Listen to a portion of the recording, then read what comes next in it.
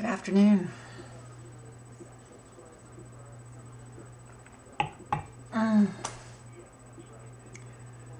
Oh yes, it's Wednesday. So we came back from Quebec on Sunday, had Thanksgiving here, 10 people around the table on Monday. So that was really good. That was really nice. We had a wonderful crowd. I'd like to say we'd had a wonderful crowd. All my relatives that I could fit around the table were here. My parents, my children, my sister-in-law and her boyfriend, my daughter's boyfriend. 10 people. Yeah, not a whole lot. But, yeah, enough. We couldn't have packed anyone else around that table. Absolutely not. And my husband made a wonderful turkey roll with stuffing in it. And I made cranberry sauce and scalloped potatoes and vegetables. And my daughter made a pumpkin cake. So it was really, really nice. Everyone had a good time. So that was good. And then school started again on Tuesday.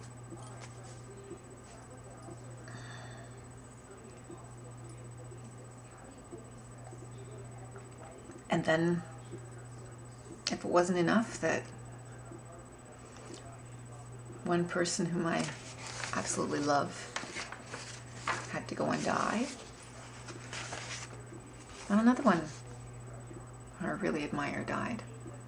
So Steve Jobs, I made this up for my students, and we did reading on Steve Jobs today, and we watched his the convocation, the Stanford video as a listening today. So that was cool. They all know a lot about Steve Jobs, and even more now. But then a couple of days ago, my favorite atheist died. He's an oncologist out of Toronto. He's originally from England. Robert Buckman died suddenly.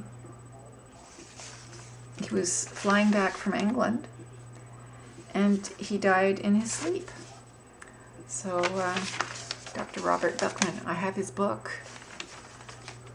It's my favorite atheism book. Yeah. Can we be good without God? It's really, really simple, but whatever. He was a great guy. He is a great guy. He's funny. He did a lot of work on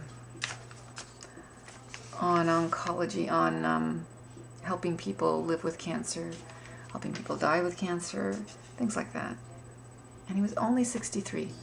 So he was on the plane, and he died in his sleep. With Steve Jobs, you at least knew many years ago that he was ill, and with his disease, odds were that he was going to die from it. Totally unexpected that Dr. Buckman passed away.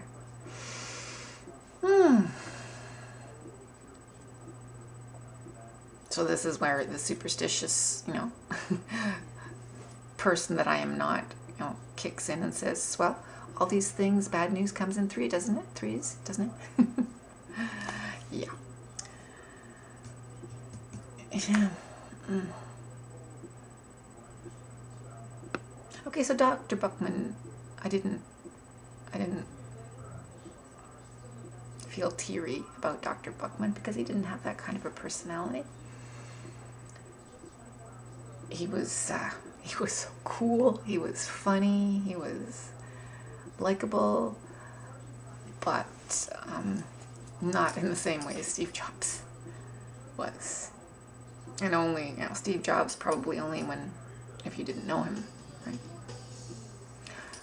With Steve Jobs, my son asked me months ago what I wanted for a birthday present, and I immediately indicated to my husband that that book that was coming up, the biography of Steve Jobs, would be a wonderful gift. So that was on my list, and so that's ordered, and it's not yet delivered.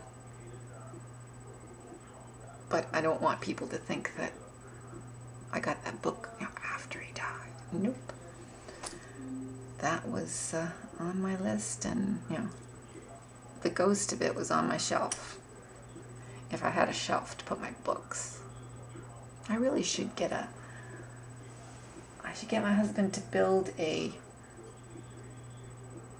that is where the bed is in our room, just on the other side of the wall. So I should get him to build a bookcase as a headboard.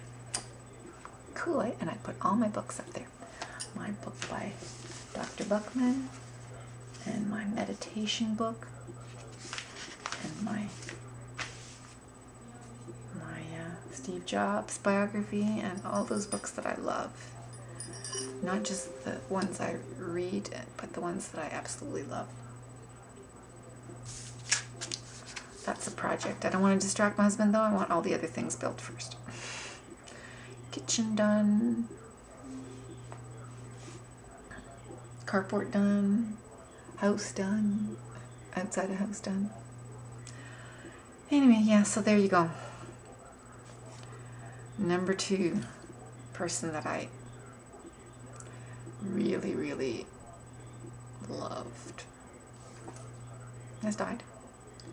Steve Jobs and Dr. Robert Buckman.